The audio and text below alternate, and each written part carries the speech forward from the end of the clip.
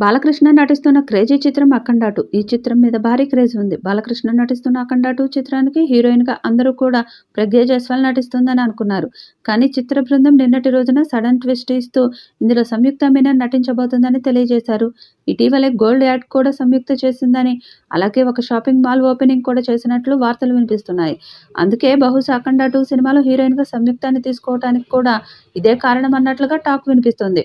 ఇప్పటి వరకు బాలయ్యతో 2 చిత్రాలలో నటించిన ప్రగ్య ఈ సినిమా నుంచి తప్పుకోవడంతో అందరూ ఆశ్చర్యపోయారు. బాలయ్య, ప్రగ్య ఇద్దరూ కూడా బ్లాక్ బస్టర్ జోడీ అని చెప్పవచ్చు. గతంలో 'అఖండ', ఇటీవల 'డాకు మహారాజ్' సినిమాతో మంచి విజయాన్ని అందుకున్నారు. అయితే ఇప్పుడు 'అఖండ 2' నుంచి ఈమె తప్పుకుందా? లేకపోతే తీసేశారా అన్నది తెలియాలి.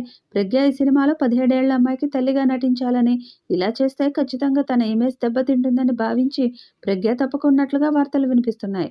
'అఖండ'లో చిన్న పాప పెరిగి పెద్దదవుతుందని, ఆమెకు సమస్య వస్తే వస్తానని మాట ఇచ్చిన అఖండ మళ్లీ వెనక్కి వచ్చి ఆ సమస్యను ఎలా తీరుస్తారు అనే కథా అంశంతోనే 'అఖండ 2' రాబోతున్నదట. అందుకే అంత పెద్ద అమ్మాయికి అమ్మగా చేస్తే కెరియర్‌లో ఇబ్బందులు వస్తాయని భావించిన ప్రగ్య ఈ సినిమా నుంచి తప్పుకున్నట్లు ఇండస్ట్రీలో గుసగుసలు వినిపిస్తున్నాయి. 'సింహా' లెజెండ్ 'అఖండ' తనకు 3 బ్లాక్ బస్టర్స్ హిట్స్ ఇచ్చిన దర్శకుడు బోయపాటి శ్రీనుతో కొత్త సినిమా స్టార్ట్ చేశారు. 'అఖండ' సీక్వెల్ 'అఖండ 2 తాండవం' ప్రారంభించారు. ఆ సినిమాలో కథానాయిక గురించి ఈ రోజు వివరాలు వెల్లడించారు. 'అఖండ 2 తాండవంలో హీరోయిన్ సంయుక్త, బాలకృష్ణ కథానాయకుడిగా బోయపాటి శ్రీను దర్శకత్వం వస్తున్న తాజా సినిమా 'అఖండ 2 తాండవంలో కథానాయికగా ప్రగ్యా జైస్వాల్ ఎంపికైనట్లు సినిమా ప్రారంభోత్సవం రోజున వెల్లడించారు. ఈ సినిమాలో మరొక కీలక పాత్రలో హీరోయిన్ సంయుక్త నటిస్తున్నట్లు అనౌన్స్ చేశారు. పాన్ ఇండియా స్థాయిలో ఈ చిత్రం విడుదల కానుంది.